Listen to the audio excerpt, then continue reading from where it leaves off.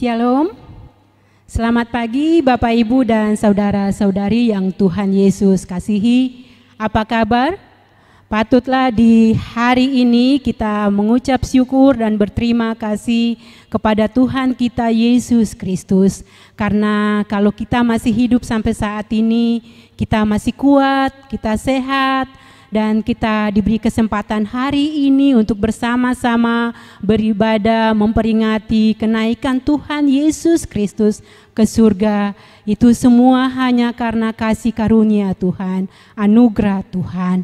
Untuk itu Bapak, Ibu, dan saudara-saudari yang Tuhan Yesus kasihi, marilah kita sungguh-sungguh mengingat kembali betapa baiknya Tuhan bagi setiap kita. Kita mempersiapkan hati kita untuk masuk di dalam ibadah kenaikan Tuhan kita Yesus Kristus ke surga dengan sama-sama menaikkan pujian, Bapa, Engkau sungguh baik.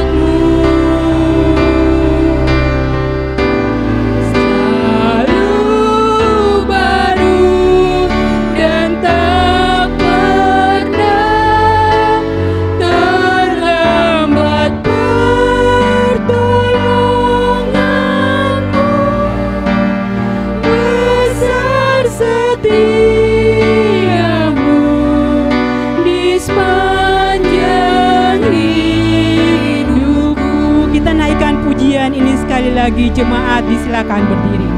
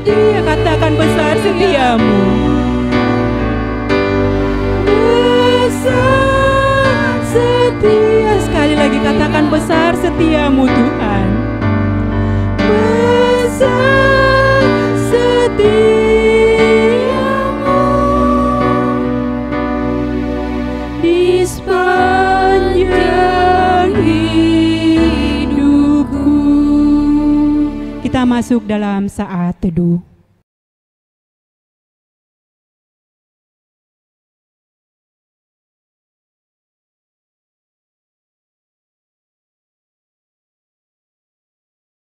Jemaat yang dikasihi Tuhan Yesus Kristus, mari kita akan masuk ke dalam ibadah ini dengan menabiskan ibadah ini dengan satu pengakuan.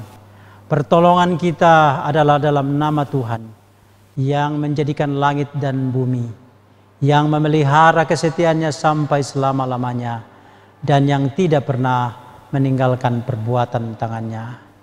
Kiranya kasih karunia dan damai sejahtera dari Allah Bapa dan dari Tuhan kita Yesus Kristus turunlah atas jemaat sekalian di dalam ibadah ini. Amin.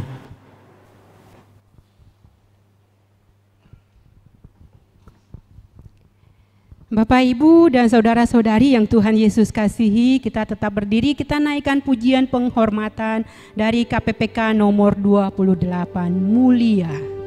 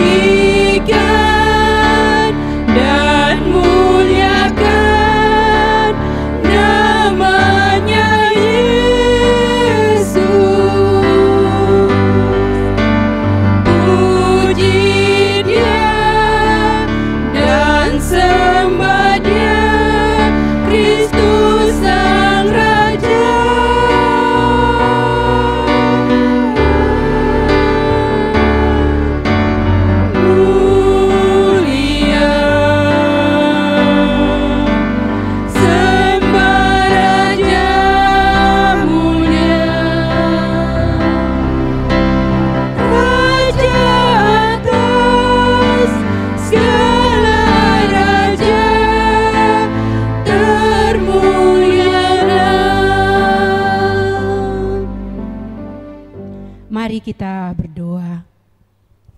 Bapa, dalam nama Tuhan Yesus Kristus, Bapa yang begitu mengasihi kami, yang selalu setia di dalam ketidaksetiaan kami, yang masih memberikan kami kesempatan hidup sampai saat ini. Kami datang kepadamu di pagi hari ini.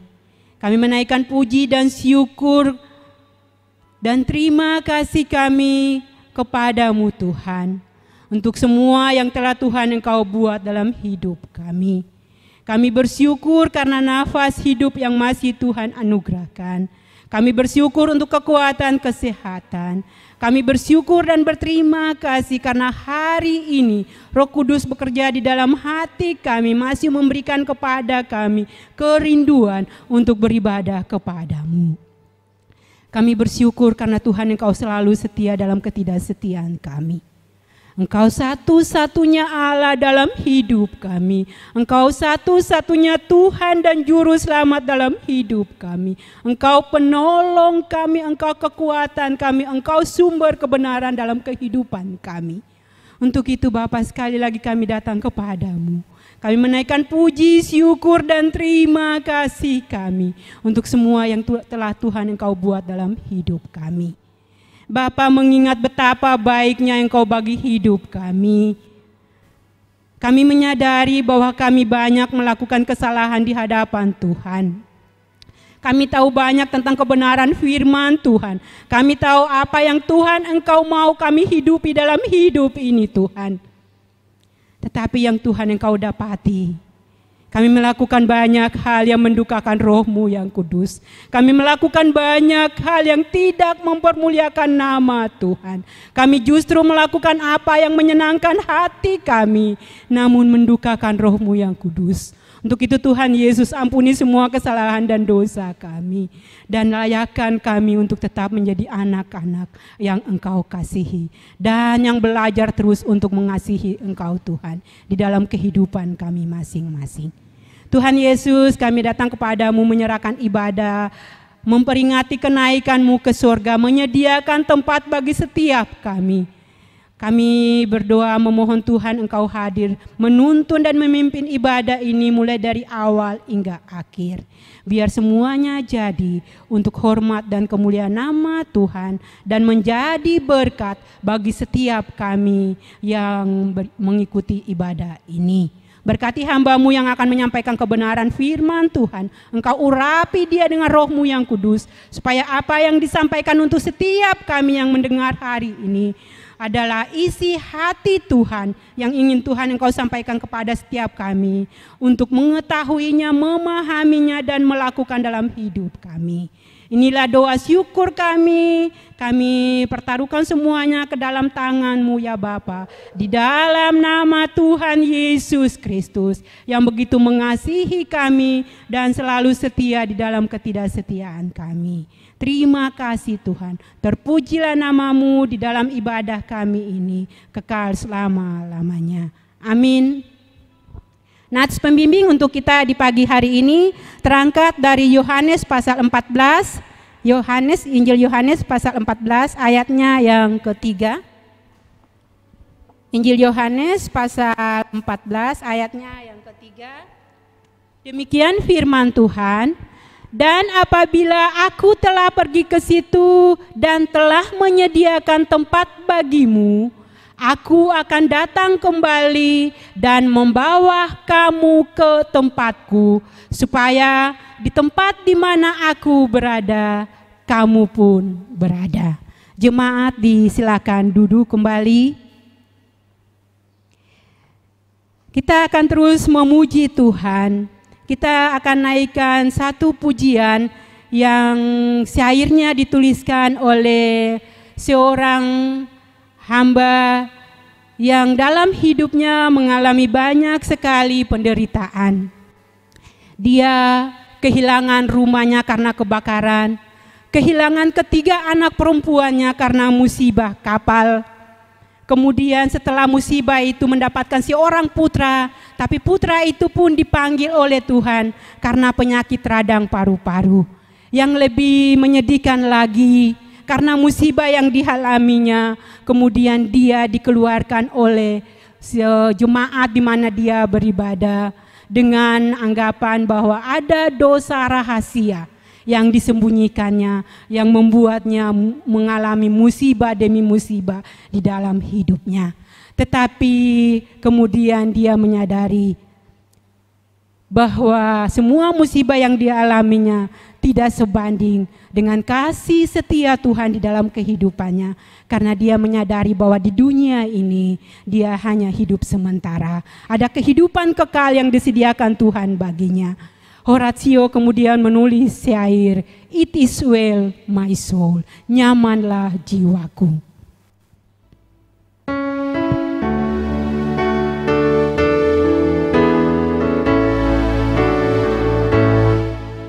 Bila damai mengiring jalan hidupku, rasa aman di hatiku, dan kesusahan menimpaku kelakang, ajarku mengingat firman-Mu.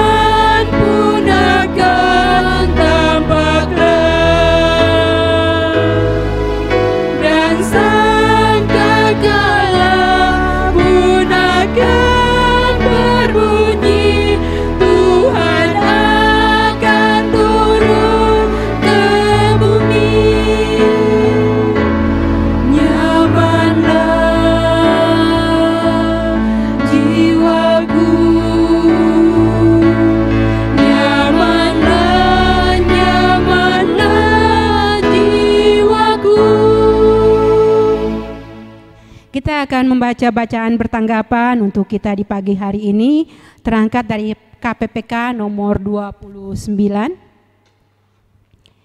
KPPK nomor 29.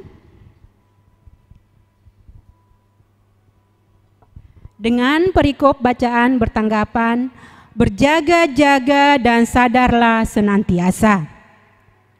Berjaga-jagalah dan berdoalah supaya kamu jangan jatuh ke dalam percobaan. Roh memang penurut, tetapi daging lemah.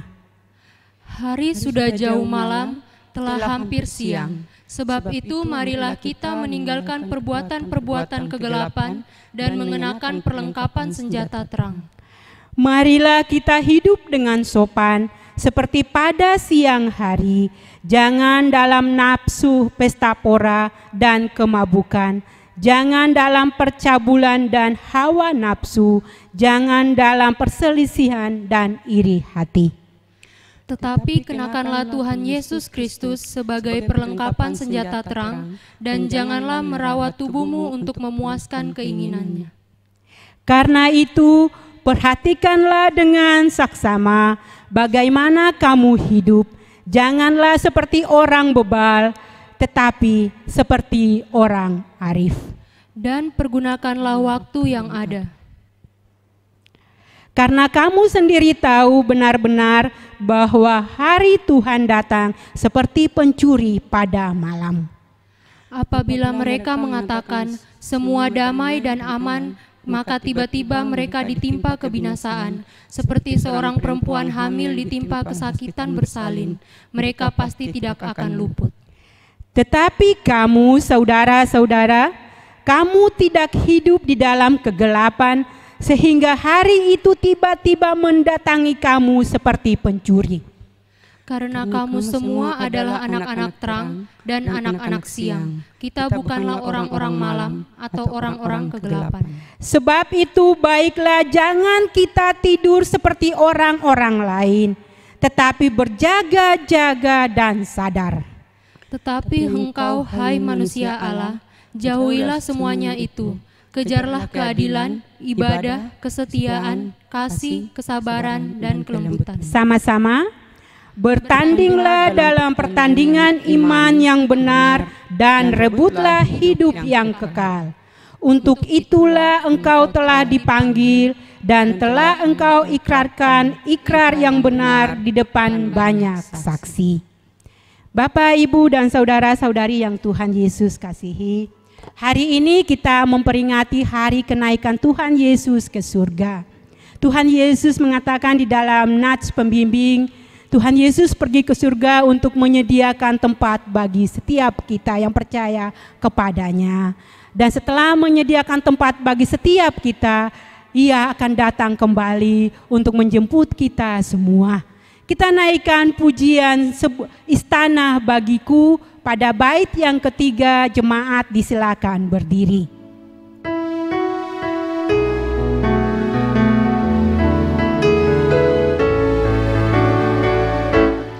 Aku telah puas dengan milikku sekarang, harta tak banyak, rumah pun hina, tetapi nanti dalam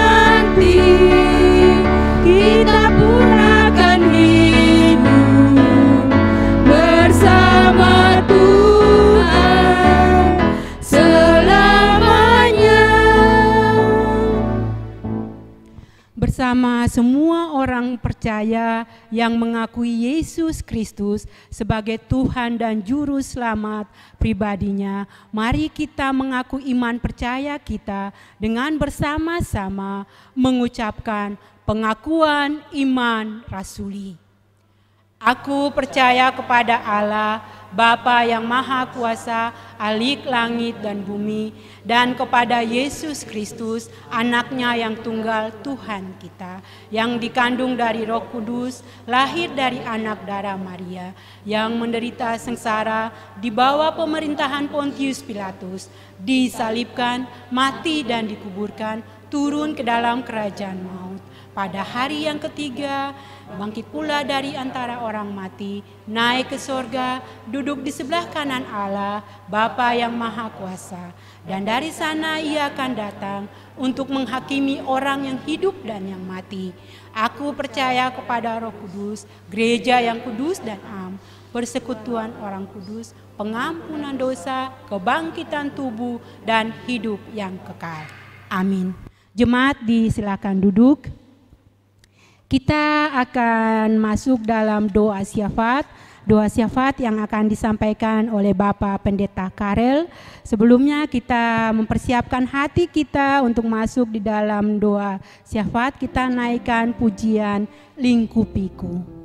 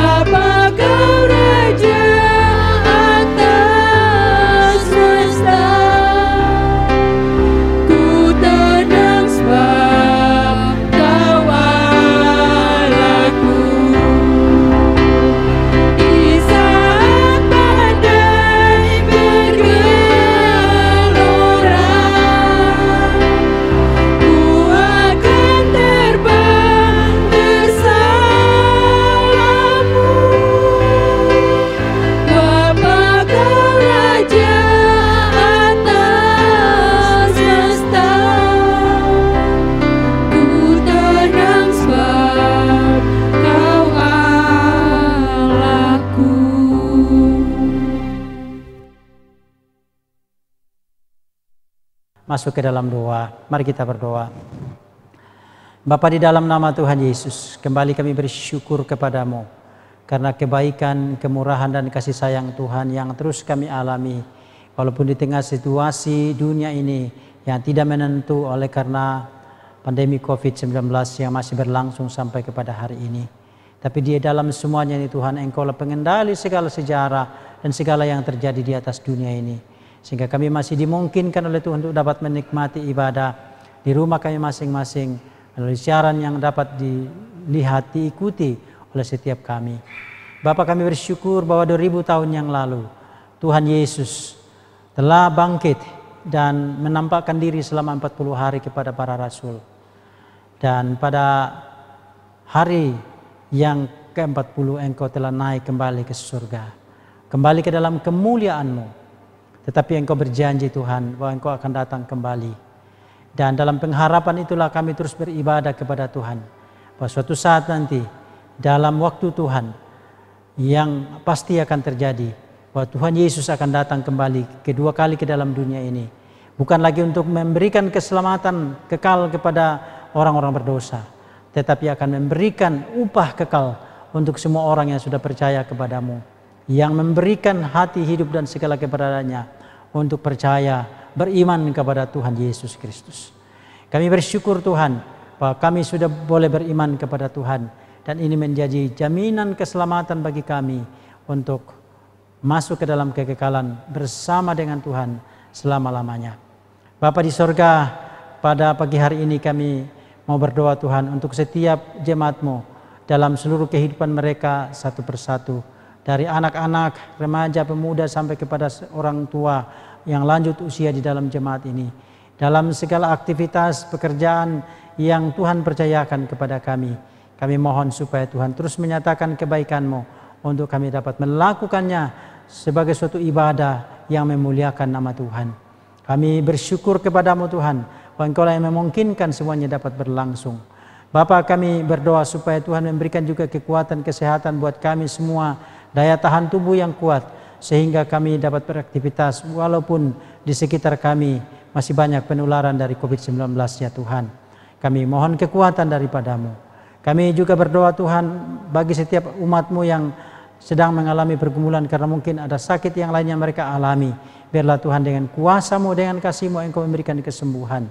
Semua saudara-saudara kami yang saat ini dalam jemaat-Mu yang sedang mengandung, biarlah Tuhan memberkati kandungan mereka sehingga mereka dapat menjalaninya sampai kepada hari dan nanti di mana mereka bersalin. Berkati setiap ibu-ibu dan keluarga yang diberikan karunia untuk saat ini memiliki bayi.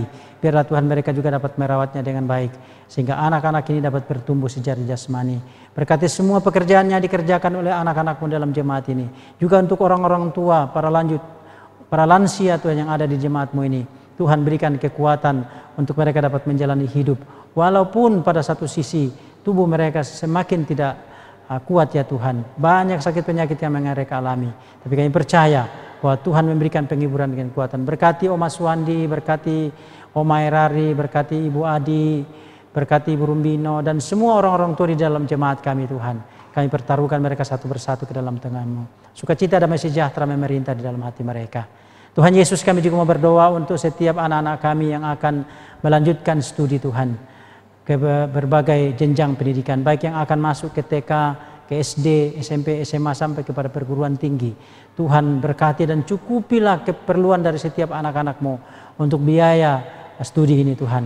Walaupun di tengah-tengah ketidakpastian ekonomi yang kami hadapi, tapi kami percaya bahwa Tuhan berencana dan bekerja di dalam segala sesuatu untuk mendatangkan kebaikan. Terima kasih banyak Bapa. Kami juga berdoa untuk anak-anak-Mu yang sedang kuliah di luar tanah Papua dengan segala kondisi yang ada. Biarlah Tuhan Engkau lindungi dan pelihara anak-anak kami, sehingga mereka dapat menyelesaikan studinya tepat pada waktunya. Bapa, kami juga berdoa Tuhan untuk pemerintah kami, dari baik di pusat maupun di daerah-daerah sampai kepada pedesaan, khususnya di dalam penanganan COVID-19 ini Tuhan. Berkatilah pemerintah kami sehingga aturan-aturan yang sudah ditetapkan dapat ditaati oleh seluruh warga masyarakat, sehingga kami secepat mungkin dapat membuat penularan dari COVID-19 ini bisa berhenti dan kami dapat kembali beraktivitas seperti semula. Tuhan, kami mohon belas kasihan-Mu atas semua para medis, baik itu dokter, para mantri, suster dan semua perawat Tuhan, semua relawan yang saat ini sedang bekerja siang dan malam untuk merawat mereka yang sakit. Kuatkan mereka Tuhan, lindungi sehingga tidak ada di antara mereka yang harus meninggal dunia karena terpapar oleh penyakit ini. Tuhan tolong mereka. Begitupun juga dengan semua anak-anakmu yang dirawat. Berilah sukacita, berilah kekuatan ketika mereka diisolasi dan tidak ada orang yang bisa mengunjungi mereka. Kami mohon dalam nama Tuhan Yesus, hiburkan dan kuatkan anak-anakmu, bahwa di dalam segala situasi Tuhan kami ada bersama-sama dengan kami. Tuhan memberikan kekuatan dan kesembuhan. Berkati setiap obat yang sudah diberikan, sehingga melalui semuanya itu mereka boleh sembuh dan saatnya mereka pulang ke rumah. Terima kasih Bapak. Kami juga berdoa untuk TNI dan Polri bersama dengan semua aparat yang berjaga untuk membuat masyarakat kami semakin berdisiplin, untuk menaati aturan-aturan, untuk himbauan-himbauan yang diberikan, sehingga kami tidak semakin lama dalam PSBB ini Tuhan. Bahkan Tuhan, mungkin suatu saat jika kami tidak taat akan ada lockdown Tuhan. Oleh karena itu kami berdoa, biarlah hal ini tidak terjadi, karena seluruh warga masyarakat boleh menaati pemerintah dengan semua aturan-aturan ini. Terima kasih banyak Bapak, berkati setiap pemberitaan Injil yang dilakukan melalui mimbar-mimbar gereja, yang disiarkan secara online, yang disiarkan secara live ya Tuhan, maupun juga streaming. Tuhan berkati sehingga semuanya itu menjadi sarana Tuhan untuk menyatakan kebaikan-Mu kepada setiap orang percaya. Biarlah Tuhan dalam masa pandemi COVID ini kami semua yang berdiam di rumah dan tidak beribadah di gereja, biarlah Tuhan rumah kami menjadi gereja kecil untuk memuji dan memuliakan nama Tuhan. Berkati setiap kepala keluarga dan ibu rumah tangga untuk menjadi imam di dalam keluarga mereka masing-masing, sehingga nama Tuhan dipermuliakan. Rumah kami menjadi tempat kediaman Tuhan, hidup kami menjadi tempat untuk memuliakan nama Tuhan, sehingga suatu saat nanti ketika Tuhan sudah mencapai maksud dari segala sesuatu yang terjadi ini, kami dapat kembali beribadah bersama-sama di gereja ini. Terima kasih Tuhan. Ini seluruh doa kami mempertaruhkan ke dalam tangan-Mu. Hanya melalui Tuhan kami, Yesus Kristus, kami sudah berdoa. Amin.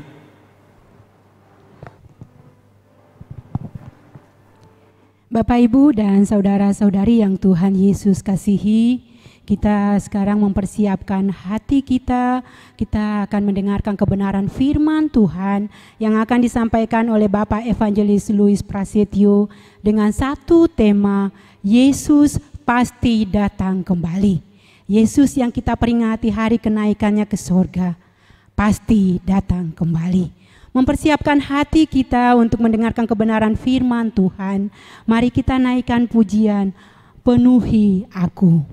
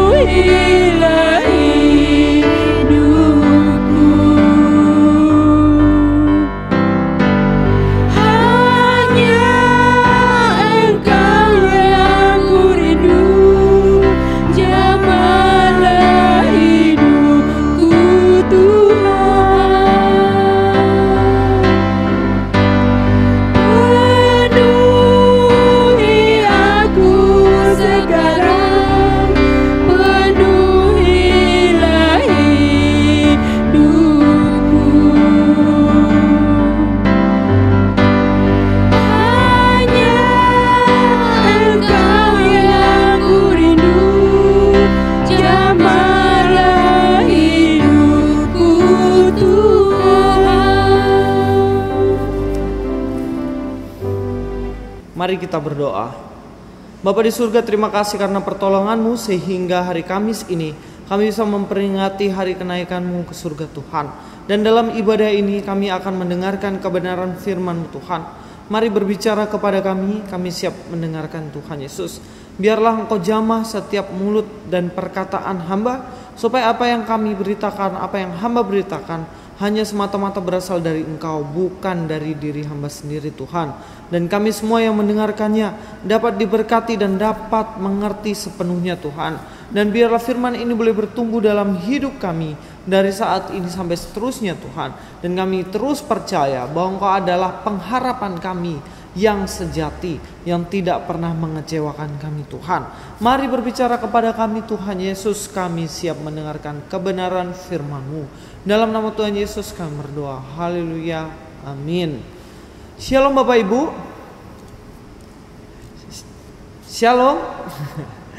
Saya bersyukur karena hari ini boleh ada waktu kembali untuk saya memberitakan kebenaran firman Tuhan. Dan saya berharap bagaimana Bapak Ibu semuanya di rumah masing-masing bersama dengan keluarga merasakan mujizat Tuhan, merasakan sukacita yang besar karena Tuhan terus menyertai dan kita terhindar dari sakit penyakit. Nah, hari ini adalah beberapa ataupun kesekian kalinya kita mengikuti ibadah secara online karena memang belum memungkinkan untuk kita bisa beribadah bersama-sama. Tetapi hal ini tidaklah menghambat kita ya untuk bersukacita dan mendengarkan kebenaran firman Tuhan. Ngomong-ngomong, dengan adanya virus ini kita tahu ya bagaimana kematian itu, kita disadarkan bahwa kematian itu tidak ada yang pernah bisa memprediksi. Saya dengar hari ini ada lagi perawat atau mungkin dokter yang meninggal lagi di Surabaya setelah hari-hari yang sebelumnya ada. Nah, kita tidak pernah tahu kapan sebenarnya terjadinya kematian. Entah kita sedang duduk, entah kita sedang bekerja, entah kita sedang beraktivitas ataupun kita sedang tidur, kita tidak pernah tahu kapan ajal menjemput kita. Nah, awal tahun ini kita dikabarkan atau dikejutkan dengan berita di mana ada beberapa artis yang meninggal ya. Kalau Bapak Ibu tahu Sobat Ambyar adalah fansnya Didi Kempot. Bagaimana Pak Didi Kempot meninggal tiba-tiba karena serangan jantung. Sebelumnya juga dikabarkan bagaimana Bung Glenn Fredly, salah seorang penyanyi jazz yang terkenal, yang legenda juga, dia meninggal di usianya yang sangat muda. Yang lain lagi adalah suami dari Bunga Citra Lestari, yang mana beliau juga meninggal. Tidak tahu kenapa alasannya. Yang jelas dari sini kita melihat bagaimana banyak orang meninggal, bahkan kita tidak tahu kapan waktunya. Tidak hanya di kalangan artis Bapak Ibu, kematian itu menyasar banyak hal. Tidak hanya kalangan atas, tidak hanya kalangan bawah, tapi sapu rata dimanapun. Terutama mengenai COVID-19 ya. Saya update kasusnya per hari ini aja hampir 19.000 orang positif corona.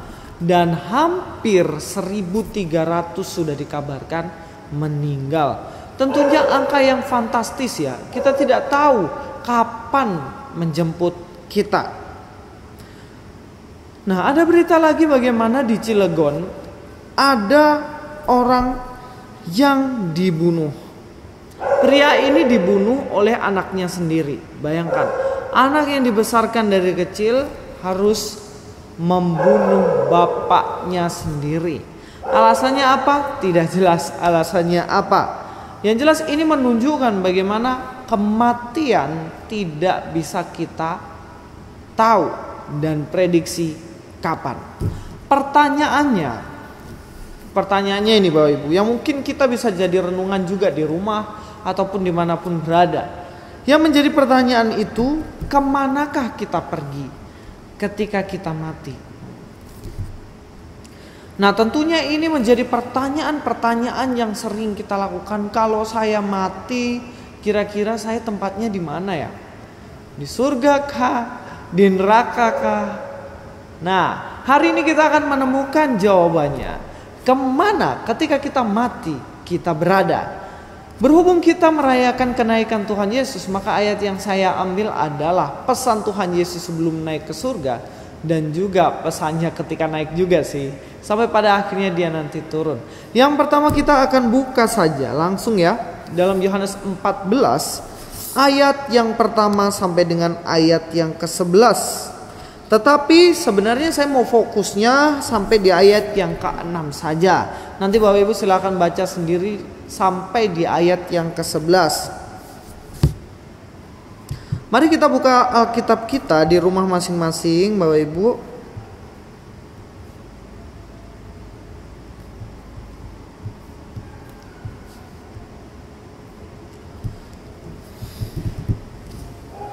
Kita akan membacanya dalam Yohanes pasal 14 ayat 1 sampai 2 terlebih dahulu. Rumah Bapa, janganlah gelisah hatimu, percayalah kepada Allah, percayalah juga kepadaku. Di rumah Bapa-Ku banyak tempat tinggal. Jika tidak demikian tentu aku mengatakannya kepadamu, sebab aku pergi ke situ untuk menyediakan tempat bagimu. Ini adalah pesan Tuhan Yesus sebelum ia diserahkan. Sebelum ia naik ke surga tentunya. Ketika Yesus masih ada di dunia, dia sudah membocorkan nih, sudah dikasih tahu apa yang akan terjadi dengan kita setelah kematian dan di mana tempat kita. Kalau kita lihat ya, banyak sekali ajaran-ajaran yang ada di dunia ini selain ajaran yang dari Injil tentunya. Nah, mengenai kehidupan setelah kematian, saya ada mengambil beberapa pandangan. Yang pertama, ada orang-orang yang percaya bahwa tidak ada kehidupan setelah kematian. Jadi seseorang itu ya sama aja seperti binatang begitu. Ketika mati ya sudah mati, dikuburkan menjadi tanah ya sudah begitu. Nah, pandangan-pandangan seperti ini berpikir kalau kita nanti mati lalu dikuburkan ya sudah, tidak ada lagi kehidupan setelah itu. Orang yang mati ya mati selamanya, sudah tidak ingat apapun dan tubuhnya menjadi tanah dan roh dan jiwanya ya mati, tidak ada tempat lagi dan tidak ada kehidupan lagi. Nah, orang-orang yang seperti ini biasanya mereka tidak percaya kepada Tuhan. Di dunia barat kalau Bapak Ibu tahu banyak sekali aliran yang ini, dan mereka sering menyebut dirinya ateis sebenarnya. Nah, yang kedua, ada orang yang berpikir nih Bapak Ibu, bahwa setelah kematian itu mereka masih bisa berreinkarnasi. Berbeda ya dengan inkarnasi. Inkarnasi itu Allah yang menjadi manusia. Inkarnasi, inkarneo, masuk ke dalam daging. Tetapi reinkarnasi adalah kembali dilahirkan gitu. Saya ada membaca berita bagaimana di Asia Tenggara ini ada laki-laki yang masih muda, kalau saya lihat dia menikah dengan ular, Bapak. Menikah dengan ular kenapa? Alasannya dia meyakini bahwa ular itu adalah reinkarnasi dari istrinya yang sudah meninggal. Bayangin. Jadi istrinya sudah meninggal, lahir kembali jadi ular, ketemu sama dia lalu dinikahilah ular itu. Nah, pemikiran-pemikiran yang seperti ini juga ada dan diajarkan di dunia ini. Nggak tahu mungkin Bapak Ibu berpikir seperti itu juga atau bagaimana. Kan tidak mungkin saya reinkarnasi dari Pak Karno kan. Presiden Indonesia pertama. Enggak. Karena saya juga nggak percaya dan tidak meyakini tentang reinkarnasi. Nah, ada ajaran lagi yang mengatakan bahwa manusia setelah mati nanti kebaikan dan kejahatannya akan ditimbang. Kalau kejahatannya lebih banyak, dia di neraka. Tapi kalau kebaikannya lebih banyak, dia akan di surga. Tetapi menurut ajaran ini, semua manusia pasti akan transit dulu di neraka begitu. Nah, apa tujuannya transit di neraka dulu? Untuk dihukum sebanyak dosa yang pernah dilakukan di dunia. Setelah dihukum sekian tahun, sekian lamanya, setelah suci tubuhnya, baru dia akan pergi ke surga. Nah, ini. Tetapi di dalam ajaran Kristen apakah seperti itu? Bagaimana menurut Alkitab? Bagaimana kehidupan kita setelah kematian sebenarnya? Kalau kita lihat di ayat yang pertama ya Bapak Ibu, dikatakan di situ, jangan gelisah hatimu. Kenapa kok pada waktu itu para murid gelisah? Mereka khawatir karena Tuhan Yesus sendiri sebenarnya dia mengatakan bahwa dia akan ditangkap. Di konteks sebelumnya Tuhan Yesus mengatakan bahwa dirinya akan ditangkap, disiksa, dan dia akan mati. Itu membuat para murid pada waktu itu gelisah. Gelisah ini sama kayak kita ya Bapak Ibu, kalau misalnya lagi banyak masalah, mungkin ditinggal sama orang dan lain sebagainya, akhirnya hati gelisah, galau, gundah, merasa bingung apa yang harus dilakukan. Kira-kira pada waktu itu para murid sedang merasakan hal ini. Nah, kenapa mereka gelisah? Karena Yesus mau meninggalkan mereka. Tetapi ada satu pesan penting yang diberikan oleh Tuhan Yesus pada waktu itu. Percayalah kepada Allah, percayalah juga kepada aku. Kenapa kok Tuhan Yesus mengatakan percaya kepada Allah dan juga percaya kepadaku? Karena apa yang menjadi kehendak, planning, rencananya Allah sama dengan apa yang dikerjakan Yesus. Yesus dan Allah Bapa tidak bisa dipisahkan. Dalam arti perencanaan, dalam arti semua yang dikerjakan dan janji-janjinya. Jadi kita harus paham ini. Di posisi ini Yesus sedang menyamakan kehendaknya dengan Allah Bapa. Jadi mengenai kehidupan setelah kematian, Allah Bapa dan juga Allah Anak yang dalam arti sini adalah Yesus mempunyai hal yang sama. Apa itu? Di ayat yang kedua, di rumah Bapakku banyak tempat tinggal. Jadi Tuhan Yesus mengatakan bahwa di tempatnya Bapakku sana, di surga, itu banyak sekali tempat tinggal. Jadi bukan tempat tinggalnya cuma 1, 2, bukan. Atau yang dikatakan saksi Yehova ya, ada 144.000 slot yang di surga. Jadi yang lain itu ya nggak tahu tempatnya di mana. Tetapi di sini dikatakan banyak tempat bagimu. Jelas ya? Bagaimana Tuhan Yesus mengatakan di surga itu banyak sekali tempat. Sebab aku pergi ke situ untuk menyediakan tempat bagimu. Jadi Tuhan Yesus pergi ke rumah Bapa yang ada di surga untuk menyediakan tempat bagi kita semua, Bapak. Dan inilah surga. Jadi jelas bahwa ketika kita mati, tempat kita antara dua, yaitu kematian kekal di neraka atau hidup kekal di surga.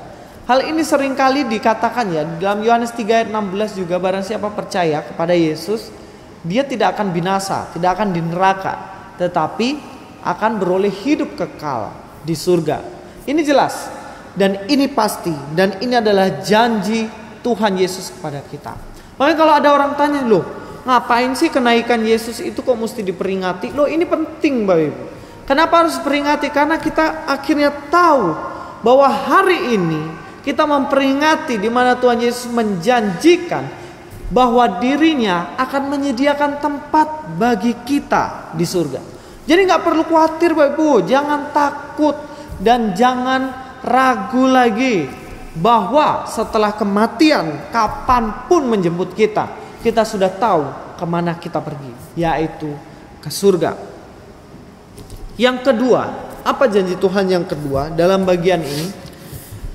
Yang kedua, di ayat yang ketiga dikatakan, dan apabila aku telah pergi ke situ dan telah menyediakan tempat bagimu, aku akan datang kembali dan membawa kamu ke tempatku, supaya di tempat di mana aku berada, kamu pun berada. Yang saya mau garis bawahi di sini, ketika Tuhan Yesus naik ke surga, ada satu janji lagi yang Ia katakan kepada kita, bahwa aku akan datang kembali dan membawa kamu ke tempatku. Ingat ya, Yesus akan datang kembali dan akan membawa kita ke tempatnya. Di mana tempatnya? Di surga. Tempat Allah Bapa berada. Tempat Yesus Kristus berada.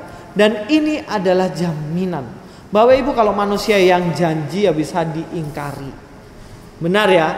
Janjian ya kita nanti latihan jam 3 sore, latihan musik. Nggak datang-datang, datangnya malah 5:30. Nah ini namanya ingkar janji. Tetapi Allah tidak pernah ingkar janji. Ketika Yesus mengatakan saya akan pergi dan saya akan datang kembali, itu ya dan amin, dan itu pasti terjadi. Tapi saat ini banyak sekali ajaran yang aneh-aneh Bapak Ibu. Yang pertama ya, bagaimana ada orang yang mengatakan bahwa Yesus ketika datang kembali ke dunia ini tujuannya bukan menjemput kita, bukan untuk membawa kita ke tempatnya, tetapi ada yang mengatakan bagaimana anak manusia atau Yesus Kristus akan datang untuk menghancurkan salib dan babi.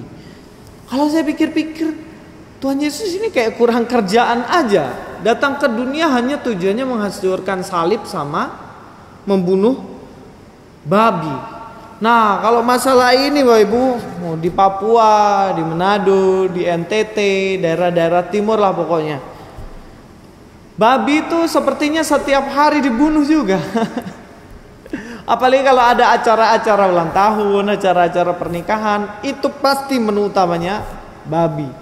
Jadi kalau Tuhan Yesus cuma datang untuk bunuh babi untuk apa? Tugasin orang Manado saja, tugasin orang Papua saja untuk bunuh babi, pasti semuanya beres gitu. Nah, karena ini adalah salah satu yang sebenarnya tidak disampaikan dalam Alkitab. Tidak ada sama sekali dalam Alkitab dikatakan bahwa Yesus akan datang untuk menghancurkan salib dan babi. Yang kedua ini, ada yang mengatakan bahwa anak manusia datang di Indonesia dan saat ini sudah datang. Bapak Ibu kalau nonton di YouTube beberapa hari yang lalu, saya membuat sebuah video bagaimana ada seorang pendeta yang dari Sorong ini. Bapak Ibu bisa lihat nanti di channel YouTube saya. Dia mengatakan bahwa yang datang ke dunia itu bukan Yesus Kristus, Bapak Ibu. Lalu siapa yang datang ke dunia? Yang datang ke dunia adalah anak manusia. Anak manusia menurut dia adalah manusia. Padahal anak manusia ini menunjuk kepada Mesias ya Bapak Ibu. Kepada Yesus Kristus. Tapi menurut dia anak manusia itu ya manusia. Dia akan bangkit atau datang kembali di Indonesia. Di timur Indonesia, yaitu Sorong. Dan Pak Pendeta ini mengaku bahwa dirinya lah anak manusia itu. Nah, kalau kita lihat hal kayak gini bagaimana, Bapak? Jangan percaya, ini sudah pasti salah. Yang mengatakan akan datang kembali, dikatakan di ayat ini siapa? Yesus Kristus. Dikatakan ya, aku akan datang kembali. Bukan pendeta yang berasal dari Sorong. Ini jelas ya, Bapak Ibu ya. Jadi pengajaran yang seperti ini jelas sudah keliru. Ada lagi yang ketiga. Kalau Bapak Ibu lihat di dalam channel YouTube banyak juga ataupun Facebook, ketika Bapak Ibu melihat salah satu situs ataupun video, di situ adalah Gereja Tuhan yang Maha Kuasa. Coba cek ya nanti ya, Gereja Tuhan yang Maha Kuasa. Dan Bapak Ibu menemui di situ lagunya bagus-bagus banget, mereka dipenuhi dengan kasih dan lain sebagainya. Tetapi jangan salah Bapak Ibu, Gereja Tuhan yang Maha Kuasa ini mengajarkan bahwa Yesus sudah datang kembali. Yesus sudah datang kedua kalinya dan ia datang di Tiongkok atau Cina. Dan dia mengatakan bahwa sekarang ini anak manusia atau Yesus sudah datang kembali dan datang di Cina. Menurut Bapak Ibu ini benar atau enggak? Jelas ini keliru Bapak Ibu. Kenapa ini keliru? Karena dikatakan sekali lagi bahwa yang datang adalah Yesus Kristus yang akan membawa kita semuanya kepada hidup yang kekal bersama dengan Bapa. Oleh karena kita harus jeli Bapak Ibu. Kalau kita lihat ada ajaran-ajaran yang tidak sesuai dengan kebenaran, mari kita lihat baik-baik, jangan sampai kita salah masuk ke sana. Seringkali ketika kita lihat bahan sekolah minggu, kita ketik Yusuf misalnya, yang muncul gambarnya bagus, tetapi lihat situsnya Bapak Ibu, jangan di situ ada tulisan jw.org. Itu situs dari Saksi Yehova yang menolak Yesus sebagai Tuhan. Dan kita harus hati-hati yang seperti ini. Sekarang zamannya media sosial, kalau kita tidak tahu yang salah, ya maka kita akan terjerumus Bapak Ibu. Tapi kita tahu pasti di ayat yang ketiga, dan apabila aku telah pergi ke situ dan telah menyediakan tempat bagimu, aku akan datang kembali dan membawa kamu ke tempatku, supaya di tempat mana aku berada, kamu pun berada. Untuk kita yang sudah mati, kita pasti sudah akan berada bersama-sama dengan Allah Bapa di surga. Tetapi untuk mereka yang masih hidup ketika akhir zaman, Tuhan Yesus akan menjemputnya, dan sekejap mata mereka akan diubahkan ke dalam tubuh rohani atau tubuh kemuliaan seperti tubuh yang Yesus miliki. Dan ini kita harus amini, Bapak Ibu. Kita yakin bahwa ketika kita mati, kita pasti sudah disediakan tempat, dan itu dijamin oleh Yesus sendiri. Yesus pasti datang kedua kalinya, dan kita akan bersama-sama dengan Dia di surga. Yang ketiga, pertanyaan yang penting di yang ketiga ya, cara datang ke tempat Yesus berada gimana?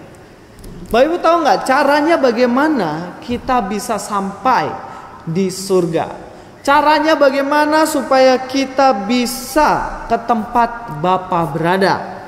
Nah, sekali lagi saya akan memberikan beberapa pandangan yang ada di dunia ini, Bapak Ibu, mengenai hal ini. Yang pertama, ada ajaran-ajaran yang mengatakan cara datang atau cara kita bisa ke surga adalah dengan cara berbuat amal, berbuat baik. Misalnya pergi ke rumah sakit membagikan masker, pergi ke jalan-jalan bagikan sembako dan masker, berbuat baik lalu bilang sama Tuhan, Tuhan saya sudah berbuat baik banyak, jadi ketika saya mati kasih masuk surga ya. Wah, gitu caranya, bukan Bapak Ibu. Amal sebanyak apapun bisa dicemari hanya dengan satu dosa, karena Tuhan menuntut kita sempurna. Jadi tidak bisa kita pakai jembatan sembako, kita pakai jembatan uang kita beramal supaya kita bisa sampai ke surga. Kalau kayak gitu ya enak dong. Orang kaya karena mereka bisa menyumbang banyak dari duitnya, lalu dari amalnya itu dia bisa ke surga. Kasihan nih yang gak punya apa-apa, yang hanya bisa meminta, tidak bisa berbuat amal dan lain sebagainya. Benar kan? Nah, tentunya ajaran ini tidak sesuai dengan Alkitab ya. Memang kita harus berbuat baik, tapi itu bentuk kita mengasihi Tuhan Yesus, bukan untuk kita bisa masuk surga. Paham ya perbedaannya sini ya? Saya harap kita semuanya paham. Ada juga yang mengatakan bahwa memberi persepuluhan banyak-banyak itu bisa membuat kita masuk surga. Ada banyak sekarang pendeta-pendeta yang mengajarkan berikan persepuluhan, karena kalau kita tidak memberikan persepuluhan kita tidak bisa masuk surga. Dan ini jelas keliru. Ada juga yang mengajarkan nggak boleh makan A, nggak boleh makan B, nggak boleh yang haram-haram. Nanti kalau makan yang haram-haram ini nanti bisa masuk neraka dan tidak bisa masuk surga. Jembatan-jembatan seperti ini tidak bisa kita pakai. Karena bukan itulah jalan yang kita pakai untuk kita bisa masuk ke surga. Pertanyaan Bapak Ibu itu sama sebenarnya dengan pertanyaan yang dilakukan oleh Thomas. Di ayat yang keempat, mari kita baca di situ. Dan kemana aku pergi, kamu tahu jalan ke situ, kata Thomas kepadanya. Jadi Yesus itu memberikan janji kepada para murid, kemana tempatku, kamu bisa ke sana. Katanya, tapi Thomas masih bingung. Lalu kata Thomas kepadanya, Tuhan, kami tidak tahu kemana engkau pergi, jadi bagaimana kami tahu jalan ke situ? Nah, pertanyaan Thomas ini selalu saja. Thomas kalau kita lihat ya Bapak Ibu, selalu dia yang paling sulit percaya. Kalau belum melihat itu belum percaya begitu. Orangnya agak-agak bagaimana ya, skeptis begitu. Jadi dia bilang, gimana cara saya bisa ke sana? Orang saya tidak tahu tempatnya. Bagaimana mungkin saya bisa ke sana kalau saya saja tidak tahu tempatnya? Lalu jawaban Tuhan Yesus kepada Thomas, Ibu. Kata Yesus kepadanya, Akulah jalan dan kebenaran dan hidup. Tidak ada seorang pun yang datang kepada Bapa kalau tidak melalui aku. Ingat, tidak ada satu orang pun yang bisa kepada Bapa kalau tidak melalui aku, yaitu Yesus. Jadi apakah kita bisa kepada Bapa melalui sembako yang diberikan kepada orang miskin, Bapak Ibu? Tidak bisa. Apakah kita bisa ke sana hanya dengan tidak makan yang haram, nggak makan RW, nggak makan B2 dan lain sebagainya? Tidak bisa, Bapak Ibu. Apakah kita bisa ke rumah Bapa dengan cara memberikan persepuluhan yang banyak-banyak? Tidak bisa Bapak Ibu. Karena jalan satu-satunya yaitu percaya kepada Yesus. Yesus juru selamat kita menanggung dosa kita. Percaya bahwa Dia adalah Tuhan dan juru selamat. Itulah jalan satu-satunya untuk kita bisa kepada Bapa di surga. Lalu berarti kita tidak perlu memberikan persepuluhan.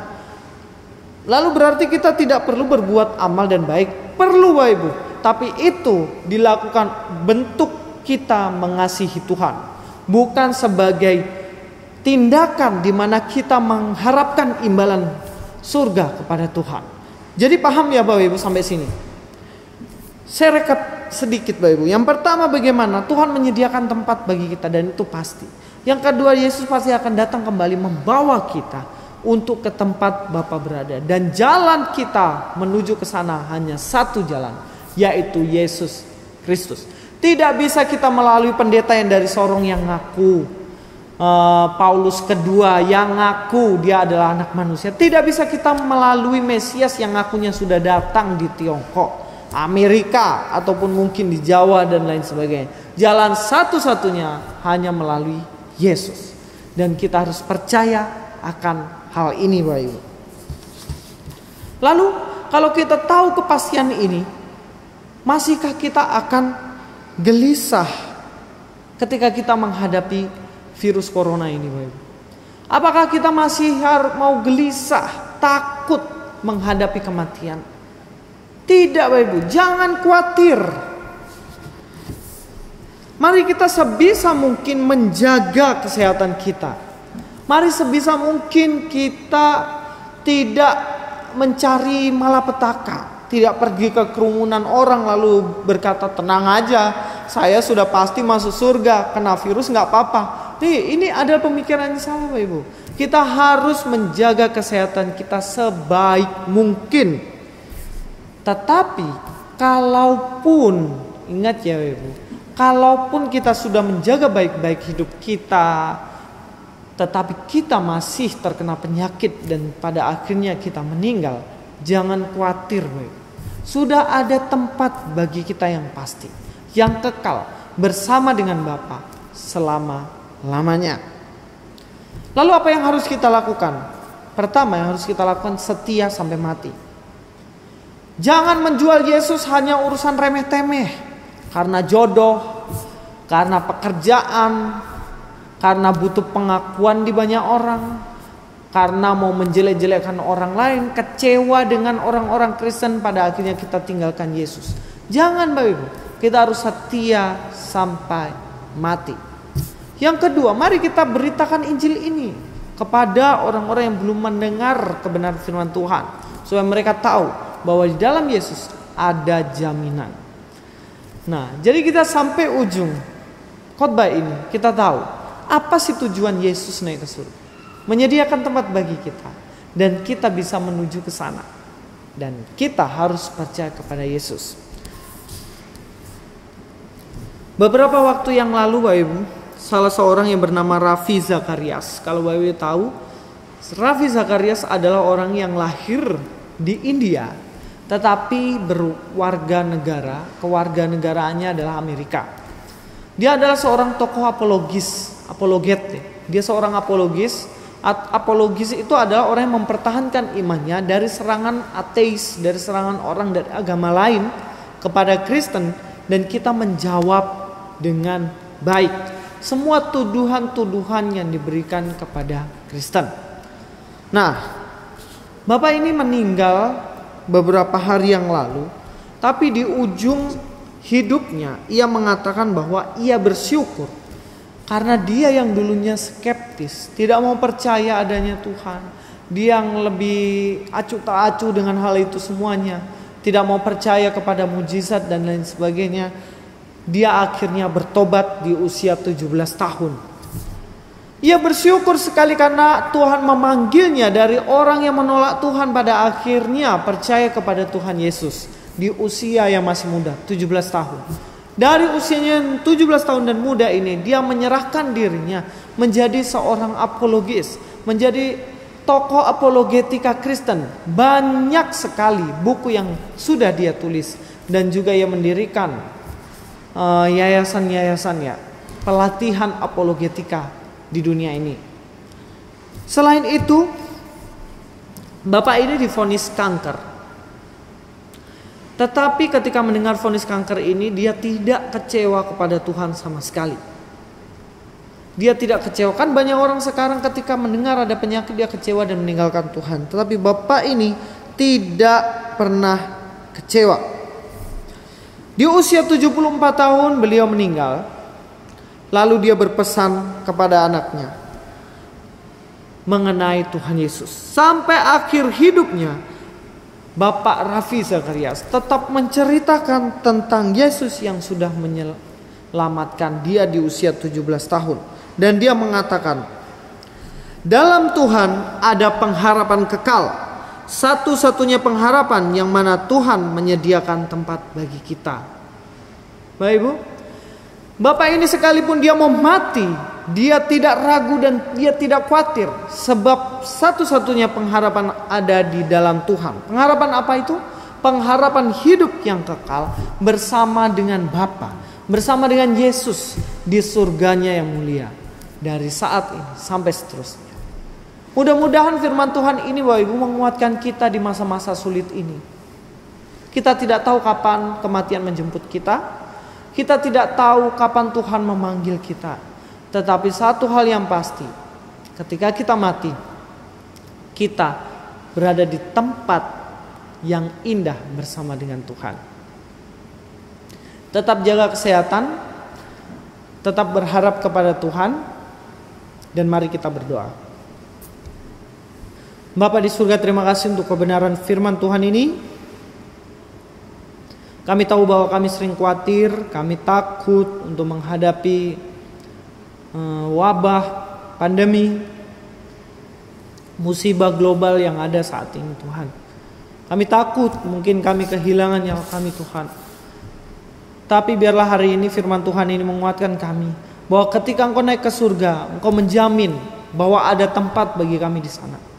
Bahwa Engkau menjamin Engkau akan datang untuk menjemput kami. Dan Engkau menjamin bahwa kami bisa menuju ke sana, asalkan kami percaya kepada Engkau. Dan kami mau iman ini Tuhan.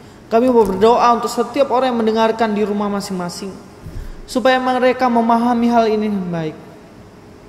Supaya kami semuanya memiliki pengharapan yang kekal hanya di dalam-Mu saja Tuhan Yesus. Supaya hanya Engkau saja yang kami percaya dan kami iman Tuhan. Dan biarlah iman kami bertumbuh, justru semakin bertumbuh di saat-saat sulit ini Tuhan. Kami terus berdoa untuk jemaat-jemaat kami dimanapun mereka berada, yang mungkin saat ini sedang mengalami kesulitan, kesusahan.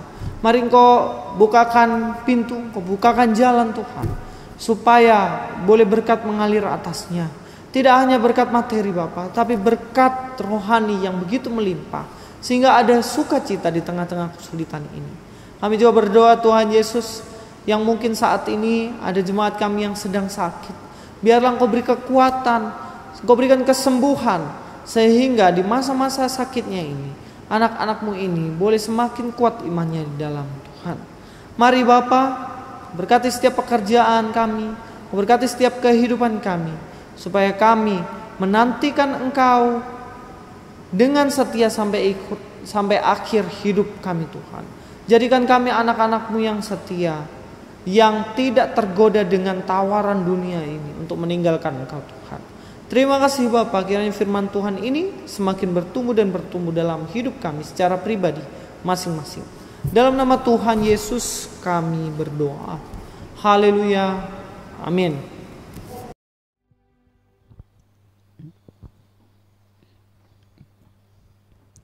Bapak, Ibu, dan saudara-saudari yang Tuhan Yesus kasihi, demikianlah firman Tuhan yang sudah kita dengar sama-sama.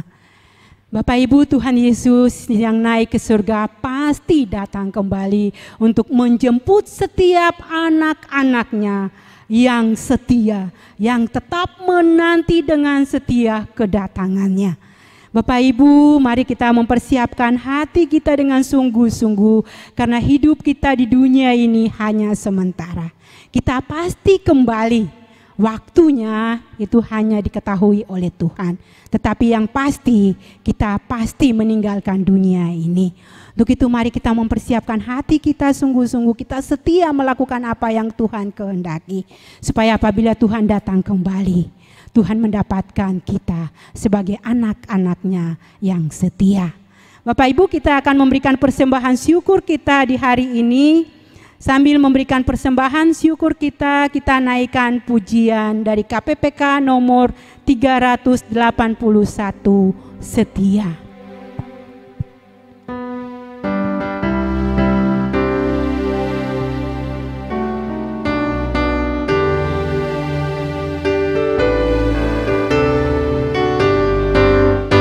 Di dalam dunia penuh dosa, selalu berubah, langit pun goncang, dan iblis pun giat bekerja.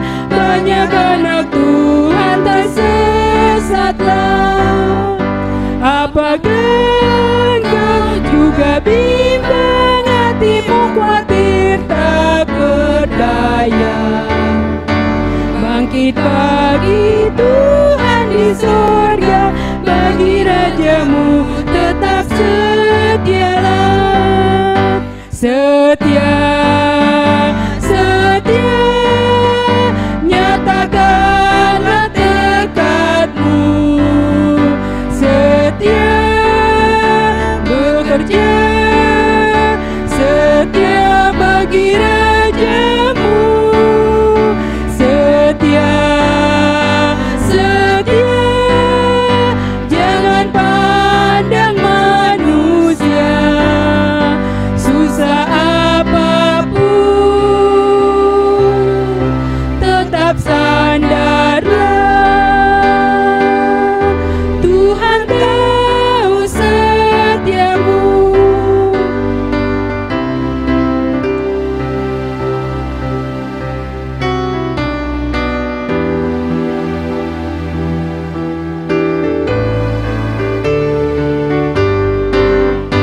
Haruslah kau selalu setia, hanya memperkenankan Tuhanmu. Kesusahan bukan yang bakal kan digantinya mahkota mulia. Ia akan kembali dan menyambut semua hamba-Nya yang setia. Lelaki berkata, hai engkau, masuklah dan berjamu denganku. Setia, setia, nyatakanlah tekadmu. Setia bekerja, setia bagi rajamu. Setia, setia, jangan pandang manusia. Susah apapun, tetap sandarlah. Tuhan tahu setiamu. Mari kita berdoa. Bapa, dalam nama Tuhan Yesus Kristus, sumber berkat dalam hidup kami bersyukur dan berterima kasih karena hari ini Tuhan sudah mengingatkan kami, mengajarkan kami kembali tentang kebenaran firman Tuhan. Tuhan yang naik ke surga, hari ini kami memperingati hari kenaikan-Mu ke surga, akan datang kembali pada saat Engkau telah menyediakan tempat bagi setiap kami yang setia dan yang percaya sampai Engkau datang kembali. Kami mengucap syukur dan berterima kasih karena Engkau terlalu baik bagi hidup kami. Engkau menyertai kami, melindungi kami, menjaga kami. Roh Kudus terus bekerja di dalam hati kami, menegur kami, mengajarkan kami tentang bagaimana kami harus hidup menanti kedatangan-Mu. Terima kasih Tuhan, terima kasih. Kami bersyukur dan berterima kasih karena pada ibadah ini kami sudah memberikan persembahan syukur. Tuhan Yesus, kiranya Engkau memberkati persembahan yang sudah kami berikan, supaya persembahan ini dapat dipakai untuk menunjang pelayanan-Mu di Gereja Kristen Kalam Kudus Kota Raja, dan juga menunjang pelayanan untuk menjangkau jiwa-jiwa lain, supaya banyak orang lewat persembahan kami boleh mengenal Kristus dan menerimanya sebagai Tuhan dan Juru Selamat pribadi mereka. Tuhan, bukan saja persembahan syukur yang kami berikan ini yang kami persembahkan kepadamu, tetapi seluruh hidup kami. Kalau kami masih ada sampai saat ini, itu semua karena kasih karunia Tuhan dan anugerah Tuhan. Tidak ada apapun di dalam hidup ini yang memampukan kami tetap ada sampai saat ini. Hanya anugerah Tuhan. Untuk itu Bapa, kami kembalikan hidup yang Tuhan punya ini kembali kepadamu, pemilik hidup kami. Pakai seluruh keberadaan hidup kami menurut apa yang Tuhan mau. Kami mau Tuhan menjadi saluran berkat-Mu bagi orang lain. Untuk itu Bapa, kami mempersembahkan hidup kami kembali kepada pemilik hidup ini. Pakailah kami menjadi saluran berkat menurut kasih karunia Tuhan, menurut rencana Tuhan dan menurut kehendak-Mu ya Bapa. Inilah doa syukur kami dan persembahan hidup kami di dalam nama Tuhan Yesus Kristus yang telah mengorbankan dirinya di atas kayu salib untuk keselamatan setiap kami yang percaya kepadanya. Kami berdoa. Amin. Bapak, Ibu, dan saudara-saudari yang Tuhan Yesus kasihi, kita sudah sampai di akhir dari ibadah kita. Kita akan menaikkan pujian dosiologi, doa berkat akan disampaikan oleh Bapak Pendeta Karel, dan kita aminkan dengan pujian. Amin.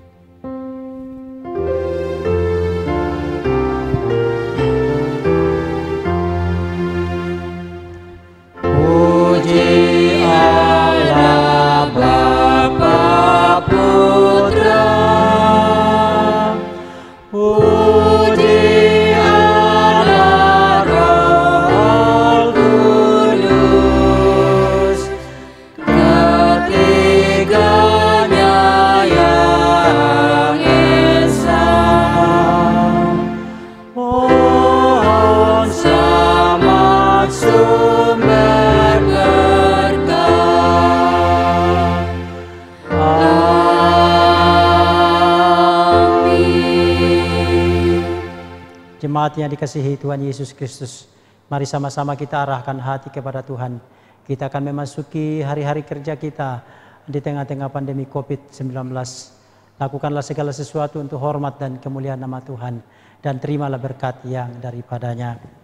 Kiranya anugerah Tuhan kita Yesus Kristus dan kasih Allah Bapa serta persekutuan dengan Roh Kudus menyertai saudara-saudara sekalian dari sekarang sampai selama-lamanya. Amin.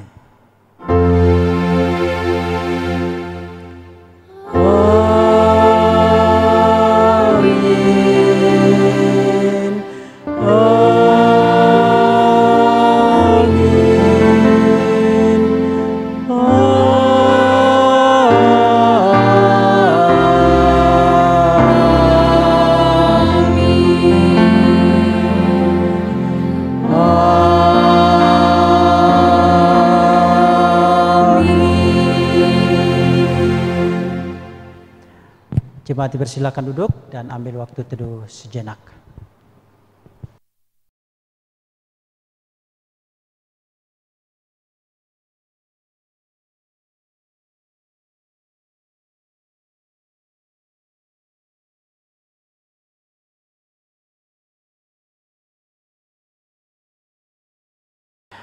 Ya, selamat pagi jemaat yang dikasihi Tuhan Yesus Kristus. Kita bersyukur ibadah kita sudah selesai.